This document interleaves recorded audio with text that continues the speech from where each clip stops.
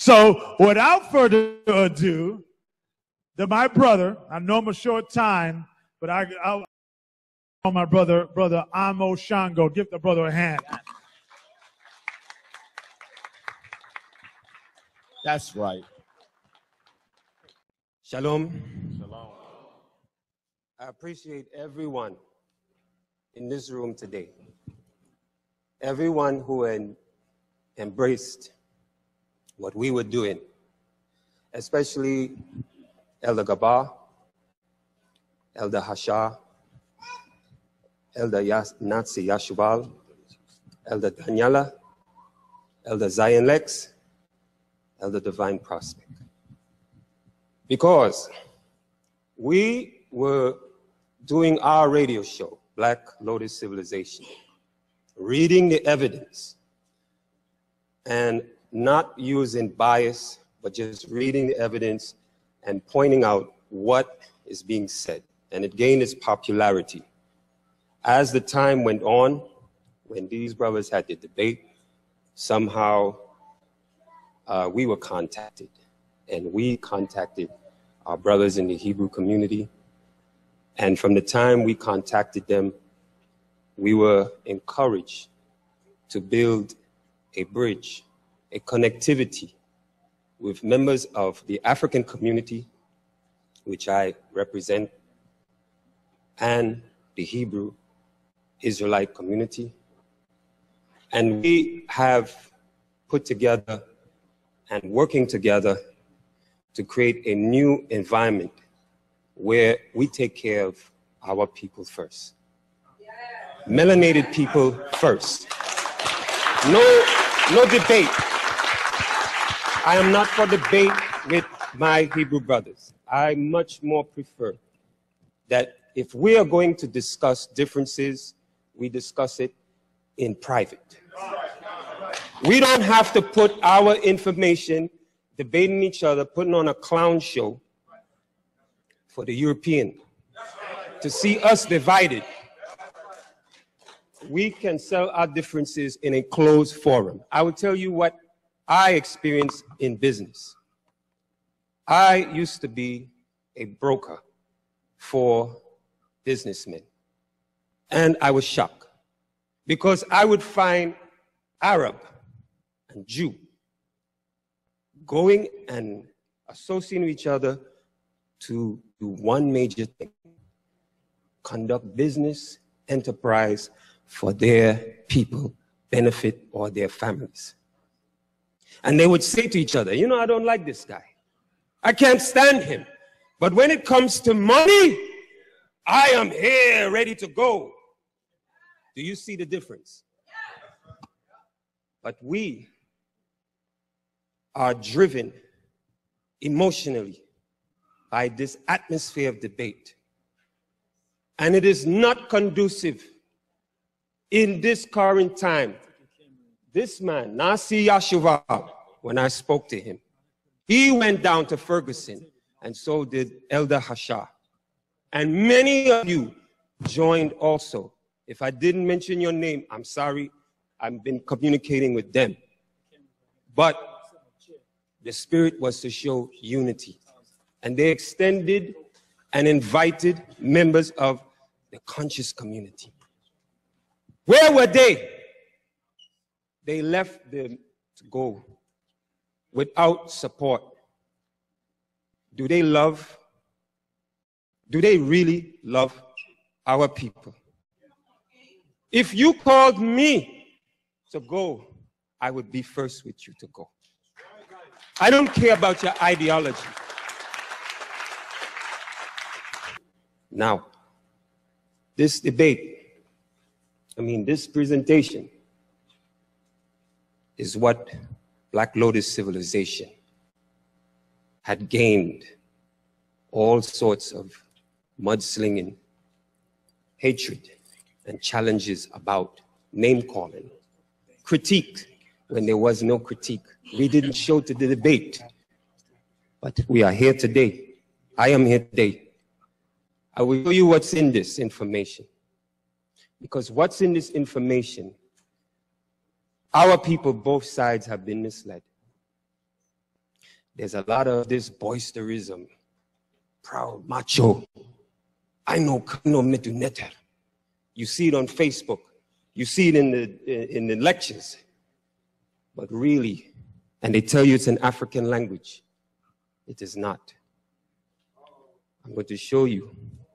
And I am being chastised and attacked for revealing what Egyptologists themselves say about Egyptology. Not my word, their word. Don't take my word, see the evidence. In the evidence, they are telling you, everyone that put this together were all biblical scholars, Zionist Jews, and they are all controlled by or the Royal Society based in London. Wow. The Royal Society controls every piece of information concerning history and science in the world today. Wow. That's really Do you really think that they will break with their control to reveal that Egyptology or Medu Neter is an African language? Who benefits? The Royal Society? Or African people? Or melanated people? That's the question. Please, Elder, if you can. In this intro, Budge intro, if you can read it for me, please. Sure. It says, Egyptian Hieroglyphic Dictionary with an index of English words, King's List, and geographical list with Arctic, Coptic, and Semitic alphabets, etc. What did you hear? Semitic. Semitic. Did you hear African? No. I don't hear African anywhere there. How is it an African dictionary? Please, go to the next one, please. Here we have, he pays homage to Birch. Birch, Samuel Birch. I'm going to give you who he is. If you can see, who's the printer of the... printers in ordinary to His Majesty St. Martin's Lane, London. London and His Majesty. His Majesty controls all the resources during this time throughout Africa. Are they going to reveal that Egyptian language is African? Let's go to the next one. Okay, if you can read, you have to excuse me, I didn't sleep all night. That's okay. Which one? The one with the red line? If you can read from the top. From the top? Yeah. Okay, maybe if I go back here. All right. It may be taken for granted that from the time when Arkad Young and Champollion laid the foundation of the science of Egyptology in the first quarter of the 19th century down to the present day, every serious student of Egyptian text, whether hieroglyphic, hieratic, or demotic, has found it necessary to compile in one form or another his own Egyptian dictionary. Stop. Mm-hmm. Everyone formed their own Egyptian dictionary. Okay, it's not really so. Go ahead. In these days, when we have at our disposal the knowledge which has been acquired in the last 100 years by the unceasing toil of the above-mentioned pioneers and their immediate followers, Birch, Lepsius, Brush, Habas, Goodwin, E. de Rogue, and others, we are apt to underrate the difficulties which they met and overcome, as well as to forget how great is the debt which we owe to them. I therefore propose, before passing on to describe the circumstances under which the present Egyptian hieroglyphic dictionary has been produced, to recall briefly the labors of the famous men who have preceded me in the field of Egyptian lexicography, and who were honored in their generations and were the glory of their times.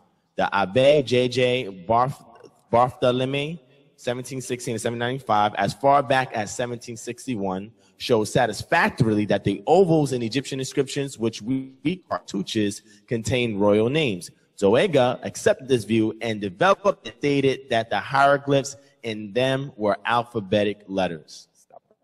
Friday. I thought that Champollion was the one that discovered what was in the cartouche. As we can see, he usurped the credit from Akhlabad. The scholars that were mentioned are Jewish. That's key. Let's move forward.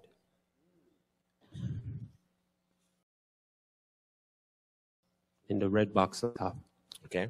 The Abbe J.J. Barthélemy, 1716 and 1795, as far back as 1761, shows satisfactorily that the ovals in Egyptian or cartouches contain royal names. Zoega, 1756 to 1809, accepted this view, and developing it stated that the hieroglyphs in them were alphabetic letters.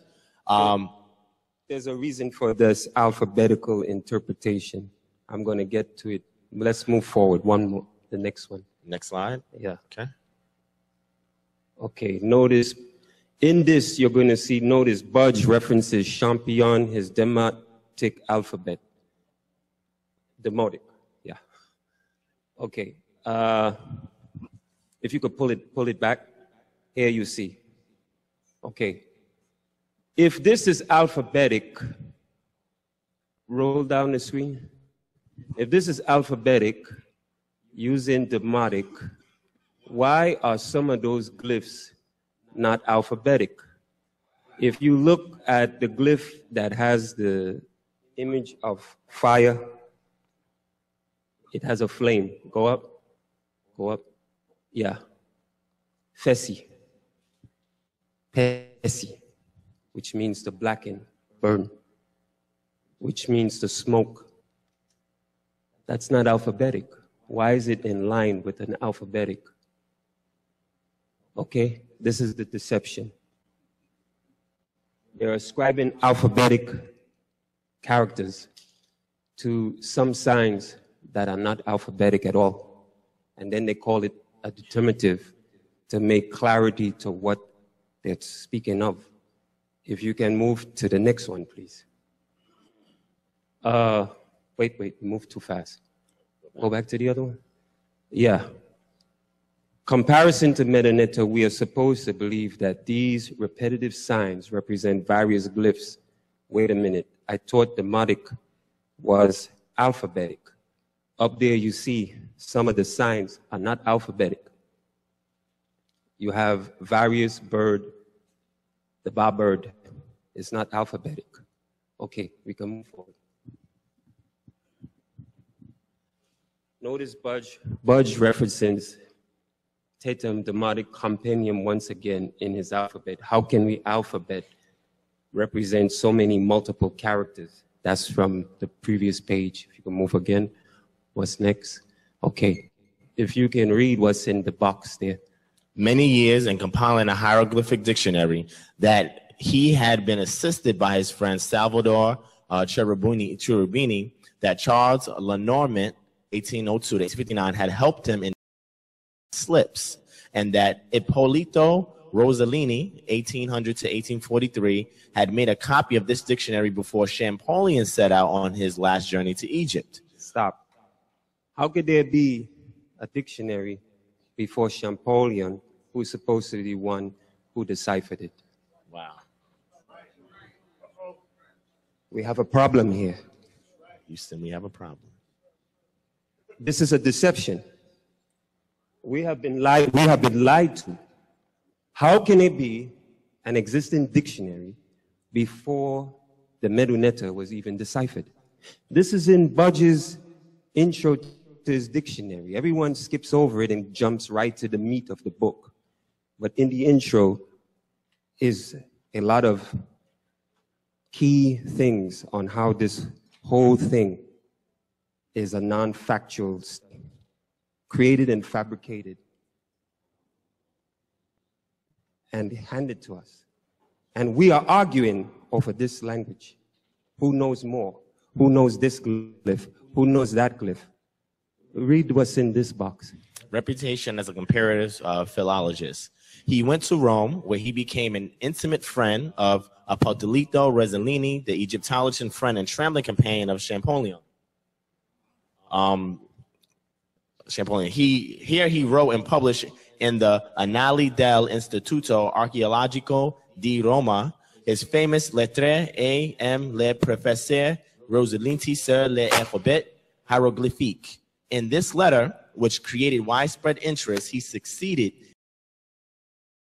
effects of Champollion's development of young system of phonetics and treated the whole question of Egyptian decipherment in such a masterly manner that all adverse criticism of a serious character was silenced once and for all. Silence. You see that? All criticisms, silence. So if there was anyone speaking against what is done here and now, and notice, Rossellini, where is he from? Please. Rome. Who controls the universities? Vatican. They issued a papal bull controlling all universities. Wow. Notice, this guy removes Champolion's findings and it takes lead and precedence. And it's controlled in the university in Rome. And even worse, all critiques are silenced. Let's move forward. Next slide. We now come to Simeon Levy and the usage of Hebrew to translate Medu Neter. Wow. Yeah. Oh, yeah. Yes. Yes. I am being attacked for giving you this. I'm being criticized for giving you this. Keep it in mind. Does the Afrocentric community love Africa so much? If Hebrew and Christians control the decipherment of what is supposedly an African language, and I took the time to reveal it to an Afrocentric community, should I be hated and attacked? No. When the simple call is, can we go and redo this study? Us, all together. There are 42 nomes in each. Of the 42 nomes, there are 42 languages, 42 cultures. Who says that the Hebrews was not occupying one of the nomes? Did anyone ever think about that possibility? Has it ever been researched? No. Of the 42 nomes, no one writes about it. Of the languages of the 42 nomes, or what is described as what's going on in the 42 nomes, no one ever touched on it. But we will get there one day. Please, if you can read that, Elder. Simeon Levy's Vocabulario Hieroglyphico Copto. For a few years after the appearance of the last volume of Brush's Wurzburg in 1882, no attempt was made to publish in a collected form the lexicographical material that could be collected from the editions of hitherto unpublished texts, which were appearing frequently in England, France, Germany, Russia, and Italy. But meanwhile, this material was being diligently collected by one scholar at least, who was dissatisfied with the existing Egyptian dictionaries and was determined to publish a new one. This was Simeon Levy. Stop. Okay. Simeon Levy. Do you hear the name?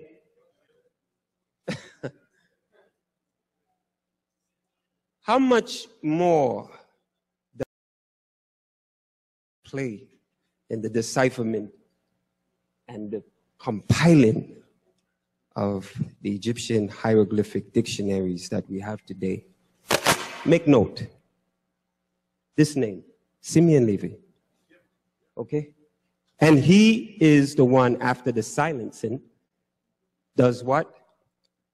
Comes together and compiles the new format. Please continue, Elder. All right. An Italian Egyptologist who was well known for the very useful list of hieratic characters which he published in 1880 under the title of Pa, Atak, or and Metchut. And there's a hieroglyphic there. The Great Sea of Words. Atak, Metchut. Mm-hmm. He began to publish a Coptic Hebrew hieroglyphic vocabulary with translations of the hieroglyphic words in Italian and numerous quotations of Coptic and Hebrew words, which he held to be cognate to the ancient Egyptian words. In 1894, in a very closely written preface, which fills 30 pages, Signor Levy discusses the grammar and the structure of the ancient Egyptian language, which he treats as though the speech that is revealed to us by the hieroglyphic, hieratic, and demotic text belonged to the Semitic family of languages. It was a mistake on his part to do this. Okay. Repeat that, please. Okay, go ahead. Repeat that. I want this to sink in. Repeat that. Which he treats as though the speech that is revealed to us by the hieroglyphic, hieratic, and demotic text belonged to the Semitic family of languages. You see what he's saying? You see what he says, okay? Watch as we go along. It was a mistake on his part to do this, for he assumed to be a fact that which has never been proved. To him, Egyptian, Coptic, and Hebrew are substantially forms of one and the same language. He adopted an unusual arrangement of the alphabet, placing the H and the H after text, which is that snake thing, and T, which is the pound or that symbol there. You can help me out with that, Elder. Digit. And T after sh and ka, and it says and sh. Then and at the end of the alphabet, etc. Thus, the arrangement and the values of the letters of his alphabet are as follows. Take a look. This is the alphabet that you see in Egyptian dictionaries. What are the equivalent sounds ascribed to each glyph? Please, just take a look. I want it to soak in. And now you understand why when you buy an Egyptian grammar book or you buy an Egyptian language book, why is Hebrew there? Why is the Hebrew used as a reference? This is done liberally at the time. Simeon Levi. And Brugsch, a German Jew, Semitic scholar. You're going to see it on when we move. We'll get to Brugsch. Please move to the next slide, Elder. We shall see that Budge contradicts his statements as we continue. Now, he states that Egyptian language is one and the same with Semitic.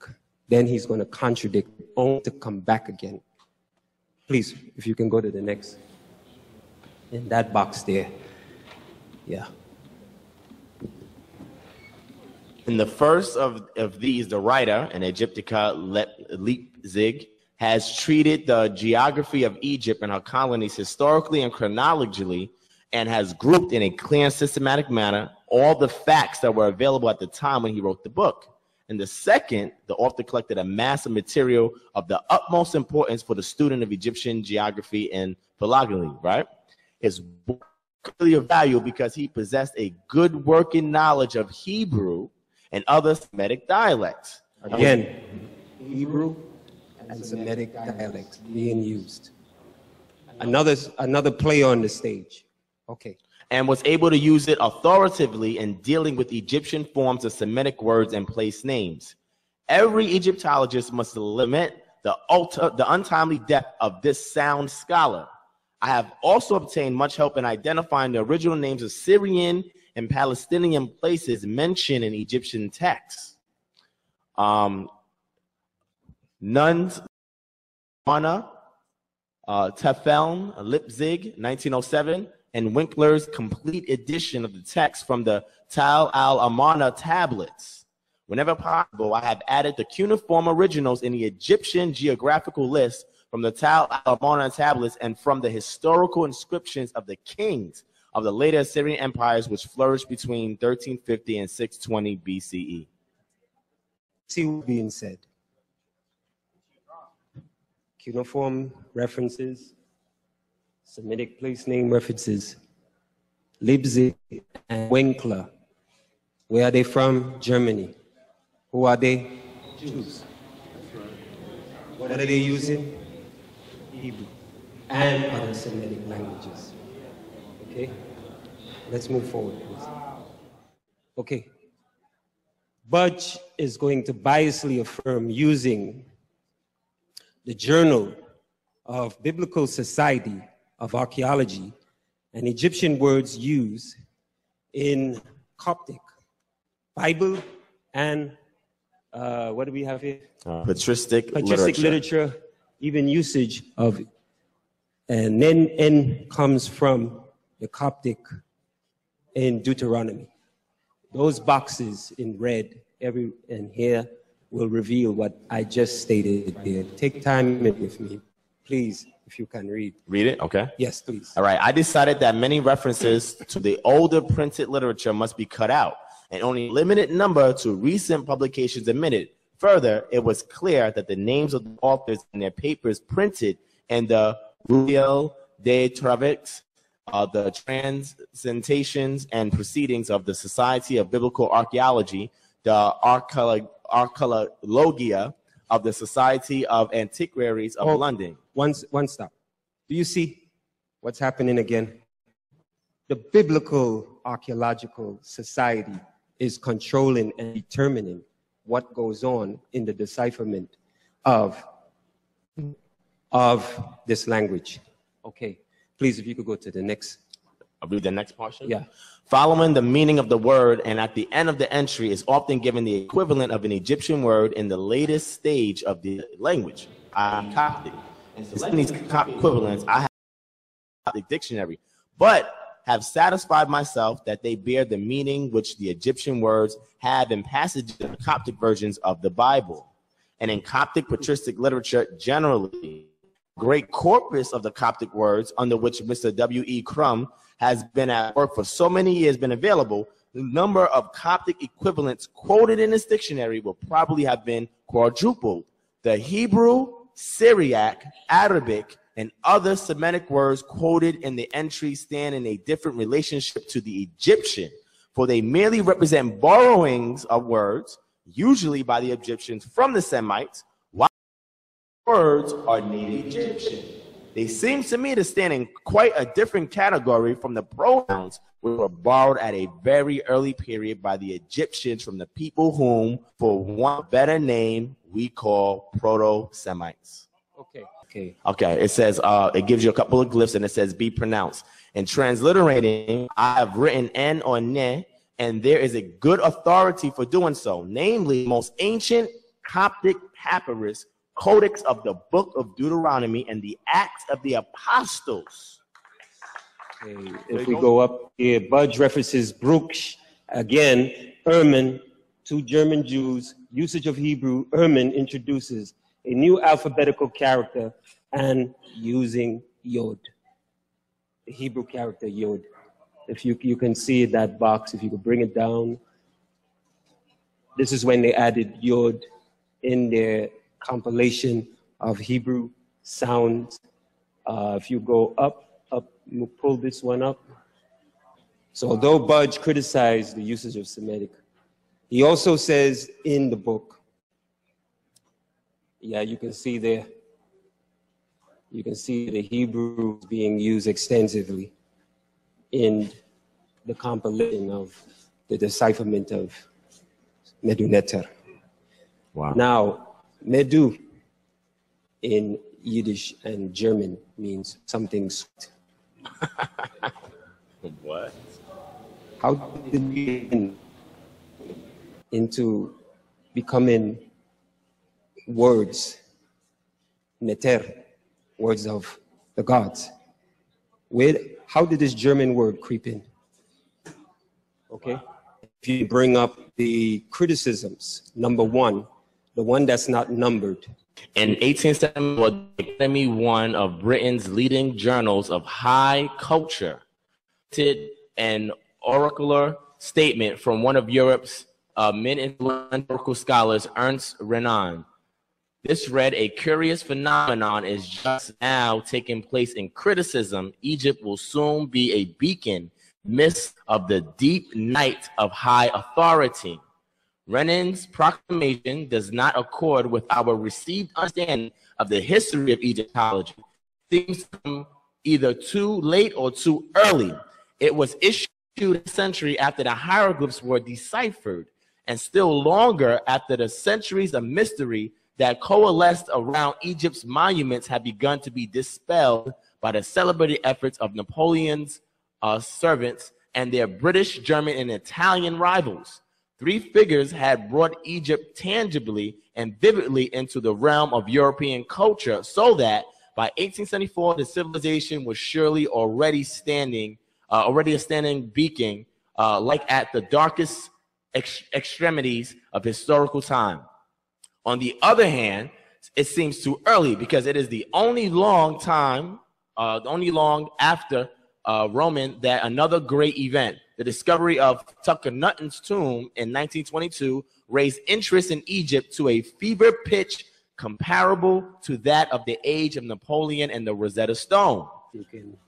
All right. It says Egyptologists found ways to communicate directly with the public and began to gain sustained interest and support from numerous reading Britons. Most importantly of all, it was in these late 19th century decades that the development meanings of ancient Egypt began to be noted deep into the British culture through the association with issues as culturally provocative as the nature of the Old Testament, the cultural status of classical literature, and the viability of evolution, Darwinism, and otherwise.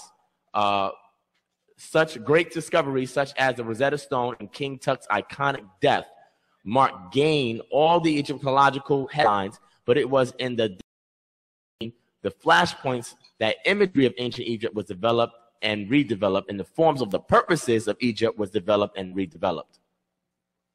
Notice it says develop and redevelop, develop and redevelop, and who's developing is the Academy in London.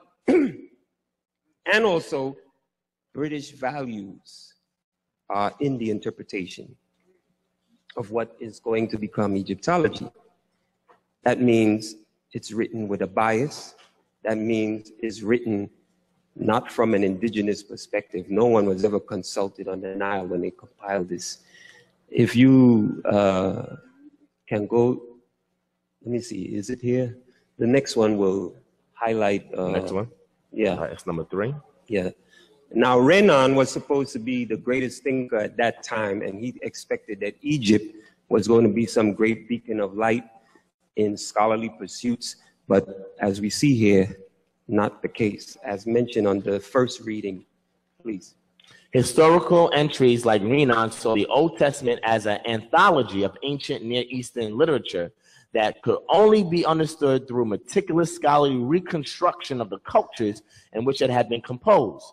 The new Egyptology, they felt, would exist in undermining the Bible's claim to literal historical truth and would help to reveal its nature as the product of human authors who employed mythological means to impose order on the convoluted reality of the Hebrew national past. In fact, the Egyptology that quickly coalesced after 1874 ran exactly counter to these expectations. In the hands of some Egyptologists, greatest luminaries, including William Matthew Flinders Petrie, the disciple became a powerful tool in a broad fight back of popular religion against the elite criticism championed by figures like Renan. Egyptology seemed to present proofs of the Bible so influential that the family of the Archbishop of Canterbury named their cat Ra in its honor. His devout daughter, You see that? wrote of confessing sins to the Sphinx, and dozens of popular pamphlets were issued claiming the excavators had discredited the authors of secularist tracts with titles like Moses Demolished and Moses Defied by History. You see what's happening? This is a last minute. It's the last minute. One more minute. Can you go to the next one? All right. Criticism 4. Now, this is higher criticisms of intellectuals that put together Egyptology during the late 1800s. Okay. However, it is one of the many important and surprising features of Egyptology's history that between these two periods of scholarly and popular disengagement, a different set of relationships prevailed.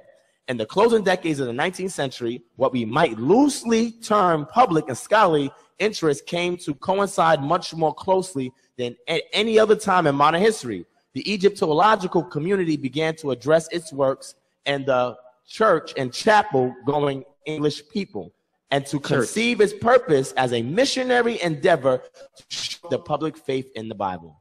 Thank you. Thank you. Give the brother a hand. Give the brother a hand who is coming objectively, okay, and teaching the truth. Showing us that we're not making things up. So we're going to give Brother Shambo a warm applause and thank you for coming and sharing this information. So give the Most High a hand for that. Okay.